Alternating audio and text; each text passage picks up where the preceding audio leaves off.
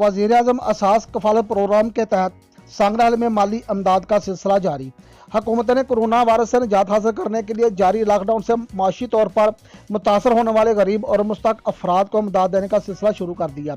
Deputy commissioner राजा मंसूर अहमद और DPO Ismail खाड़क का camp किए गए सेंटर का अचानक दौरा। डिप्टी कमिश्नर ननकाना ने बताया कि जिला भर में वज़ीर आज़म असास कफालत प्रोग्राम की अदायगी के लिए 10 सेंटर कैंप किए गए हैं। 24,000 रजिस्टर्ड मुस्तक अफराद में माली अमदाद की अदायगी का अमल मुकम्मल करते हुए फी घराना को 12,000 रुपये दिए जा रहे हैं। उन्होंने कहा कि रकम देने का अमल 7 रोज़ जारी रहेगा। इस मौका पर district police officer Asmai Rahman खाड़क ने मीडिया से गुफ्तगू करते हुए कहा कि वज़ीर आज़म असास कफालत सेंटर्स पर सिक्योरिटी के बेहतरीन इंतजाम किए गए हैं। रकम की वसूली करने वालों के अलावा किसी भी फर्द को सेंटर में जाने की इजाज़त नहीं है।